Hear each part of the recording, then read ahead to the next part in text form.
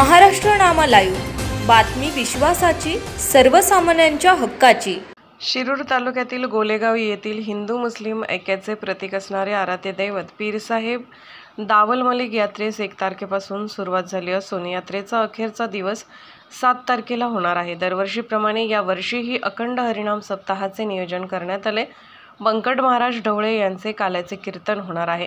बबन महाजन, बाळासाहेब वाखारे, दावल मलिक यात्रा कमिटी, संजय लोखंडे, संपत ढवळे, राजेंद्र भोसले, माणिक गायकवाड, विठ्ठल रोडे, गणिबाई तांबोळी यांच्या वतीने भाविकांसाठी भोजन देण्यात आले आहे। रविवारी सायंकाळी 6 ते रात्री 11 वाजेपर्यंत संदल मिरवणूक होणार आहे। सोमवार दिनांक 6 यात्रेचा मुख्य दिवस सकाळी 9 वाजता देवाची पूजा अर्चा, सुगंधी गुलाबजल, उटणे लावणे, रंगीबेरंगी फुलांची चादर चढवणे, सायंकाळी 6 वाजता छबिना मिरवणूक, त्यानंतर रात्री 8 वाजता मनोरंजनासाठी सदाबहार करिश्मा पुणेकर यांचा ऑर्केस्ट्रा कार्यक्रम होईल। तारीख 7 या दिवशी दुपारी 2 ते 8 या वेळेत कुस्त्यांचा जंगी आखाडा होणार आहे। यावर्षी यात्रा कमिटीचे अध्यक्ष दिलीप लोखंडे, उपाध्यक्ष सचिन वाखारे, खजिनदार गणेश महाजन, तुषार पडवळ, पंचायत समिती सदस्य आबासाहेब सरोदे उपस्थित होते। गणपतीच्या मोरगावले माझं नाव गणिबाई शेखलाल तांबोळी आणि मी 17 वर्षे होऊन गेले इथं सेवा करतोय। ज्या वेळेला मी इथं आलो त्यावेळेला कुठं उभं राहायला सुद्धा जागा नव्हती, पण या 2-4 गावाची यांनी नावं सांगितली। या गावाच्या लोकांच्या सहकार्यातून आपण इथं पशु हत्या बंद करायचा निर्णय घेतला की भजन कीर्तनाचा कार्यक्रम इथं चालू केला। त्या काळात 2 समाज असतात। एक समाजाला वाटतं की आपल्या देवाला कंदुऱ्या पाहिजेत, काही लोकांना वाटतं, मालकरी माणसांना वाटतं हे नको इथं। तर असा दोन्हीचा समन्वय साधून मुस्लिमांच्या माणसांना मी समजून सांगितलं की हे भजन कीर्तन करतात म्हणजे ते परमेश्वराचीच हे करतात नामस्मरण। तुम्ही नामाज पडता, तुम्ही तुमच्या पद्धतीने हे करता, ह्यांना ह्यांच्या पद्धतीने करू द्या। तिथं आपण बोर्ड लावलेला आहे, सर्व धर्म समभावाचे, म्हणजे एक जागृत देवस्थान म्हणून ह्या देवाचा उल्लेख आहे। पण आलो त्यावेळेला 17 वर्षापूर्वी, आज जायला सुद्धा रस्ता नव्हता, इतके काटे कुठे सगळे होते, चप्पल घालून म्हातारीपर्यंत जावं लागत होतं, ही इथली परिस्थिती होती।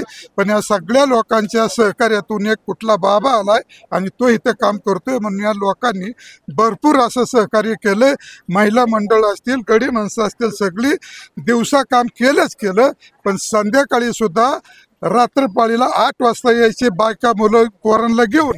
इथं एक कैलास सर म्हणून ती पेशरी शिक्षक आहेत, त्यांनी घरून येताना दूध, चहा पावडर आणि हे आणायचं, इथं चहा पाणी करायचं, रात्रीच्या 1-2 वाजेपर्यंत श्रमदान करायचं। हे इथली पशु हत्या बंद करायसाठी सुरुवातीला एक गोडा भात म्हणून बनवला 1.25 किलोचा, तो लवकर संपला। दुसऱ्या गुरुवारी 3 किलोचा केला, तिसऱ्या गुरुवारी 5 किलोचा, 7 किलोचा असा वाढवत शेवटी 25 किलोचा गोडा भात केला। त्याच्यानंतर या करड्याचे एक बांधल म्हणून आहेत, बाबा तुमचा खर्च बंद करा, आज मी ह्या गुरुवारी पंगत देतो माझी। त्यांनी पंगत घालायला सुरुवात केल्यानंतर कोरोनाच्या काळा अगोदर ज्याला पंगत घालायची त्याचा 4-4, 5-5 महिन्यांनी नंबर यायचा, अशी परिस्थिती इथं तयार झाली। त्याला कारण हे सगळ्या लोकांनी विश्वास ठेवला। मी त्यांना सांगत होतो तुम्ही ह्याच्यावर विश्वास ठेवा। काही लोकांना माझ्यावर विश्वास नव्हता, काही लोक झाडं लावतात, पण कुठं कशी लावतात ना, लोक सरकारच्या अनुदानातून लावतात। एकदा झाड लावलं की 10 वर्ष ते खड्ड्यात पुन्हा वृक्षारोपण करून फोटो काढतात। इथली झाडं लावायची, खाली विहीर आहे, त्या विहिरीवरून डोक्यावर पाणी आणून ही झाडं लावल्यात। लोकांचा भरोसा नव्हता बसत, लोक म्हणायची ह्याच्या बापाने तिथं पाणी आणते डोक्यावरून झाडं लावतात, ही झाडं येणार नाही।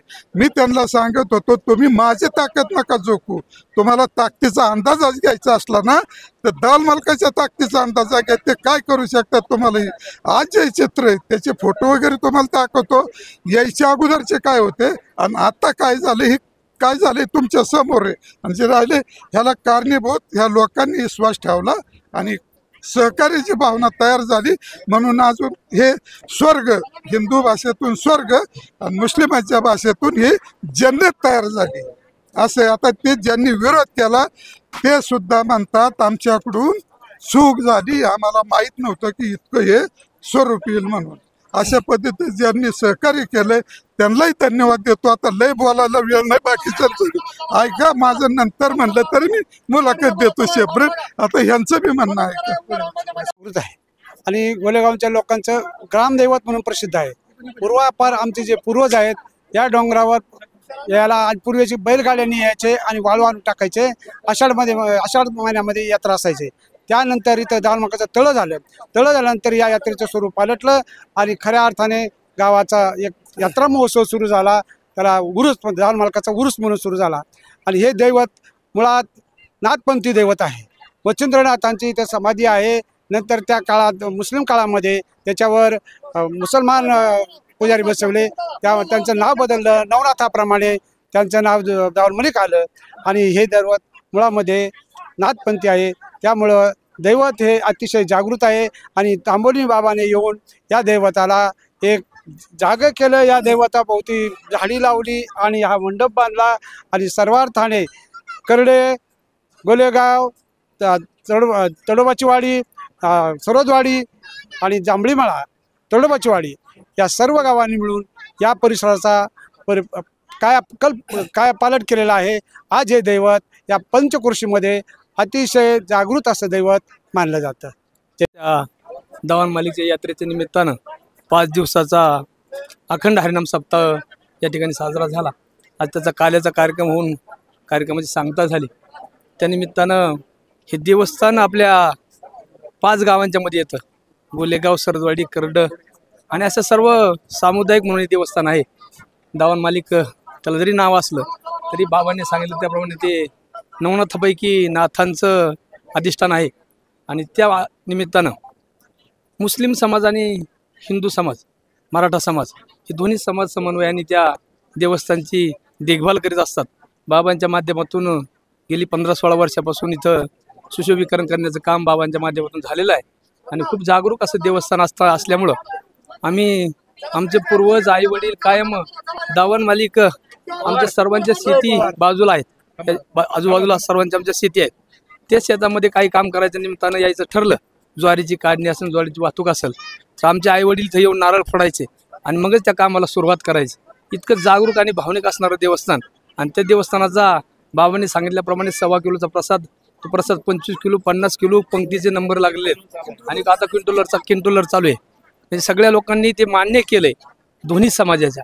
आणि इथं जी हत्या होत होती ती हत्या पण थांबली आणि खूप चांगला असा कार्यक्रम त्या निमित्ताने सुरू झाला आहे. आणि गोलेगावचे गेले 60 वर्ष दुसऱ्या कुठल्याही देवस्थानाची यात्रा, गोलेगावची दावण मालिक म्हणून यात्रा साजरी केली जाते गोलेगावमध्ये. मी 60 वर्षाच्या अगोदरपासून म्हणजे ग्रामदैवत म्हणून गोलेगावने मानलंच आहे. परंतु सर्व पंचक्रोशी 2-4-5 गावांचं हे जागरूक देवस्थान आहे. आणि ते देवस्थान नाथबाबाच्या निमित्तानं लोक भावनिकपणे येऊन तिथं स्वतःच्या काय असेल ते फुलाची पाकळी देऊन हा उत्साह करतात. त्यामध्ये सर्वजण सामील होतात. सर्वांना धन्यवाद देतो आणि थांबतो. आणि या ठिकाणी माझी शेती जवळच असल्या कारणाने या देवस्थानाशी माझा कायम रात्र आणि दिवस संबंध येत असतो. तेव्हा का पाहिलं तरी एक वेगळी ऊर्जा मिळत असते. त्यामुळं या ठिकाणी काहीतरी निर्माण झालं पाहिजे अशी लहानपणापासून भावना होती. पण एकटा काहीच करू शकत नव्हतो आणि प्रत्येकजण या ठिकाणी येत असायचा, परंतु एकमेकाची भेट कधी होत नसायची. आणि योगायोगाने हे गणिभाई तांबोळी बाबा या ठिकाणी आले आणि त्यांची भेट झाली आणि त्यांनी असं मनोदय व्यक्त केला की या ठिकाणी आपल्याला वृक्ष लागवड करायची, या ठिकाणी आपल्याला थोडं बसायला जागा करायची, या ठिकाणी थोडीशी पशुहत्या आपल्याला बंद करायची.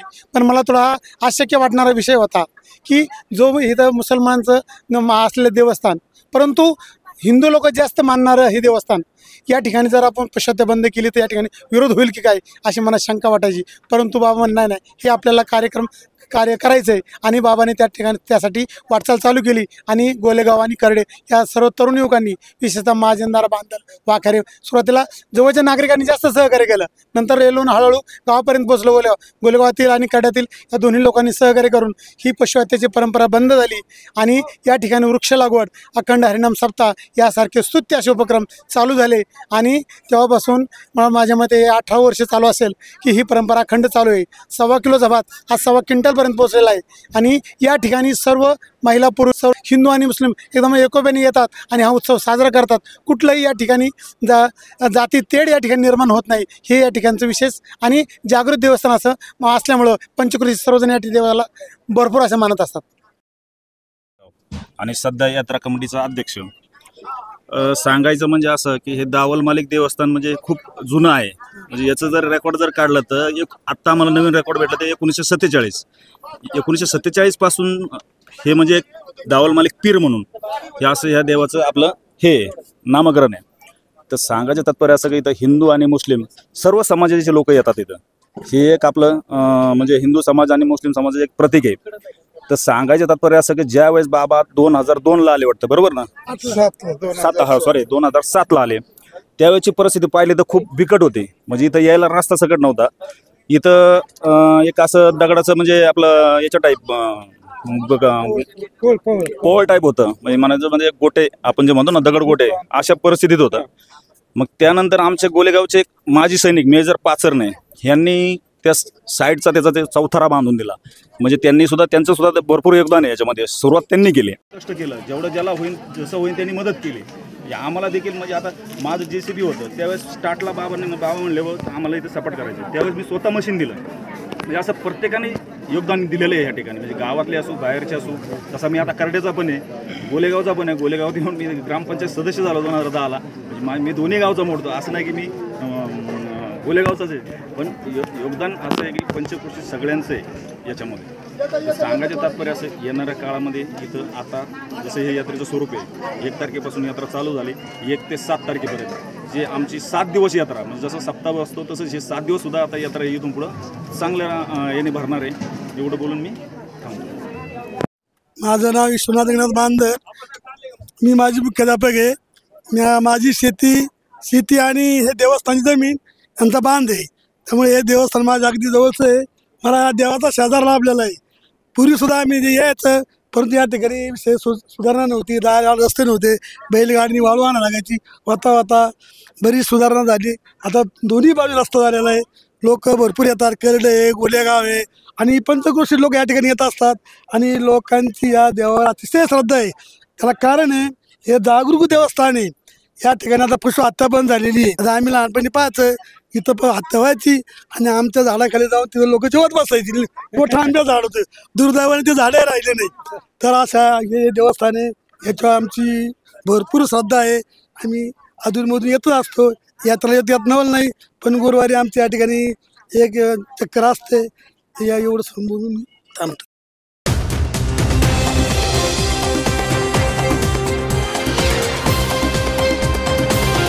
महाराष्ट्र नामा लाईव्ह, बातमी विश्वासाची, सर्वसामान्यांच्या हक्काची.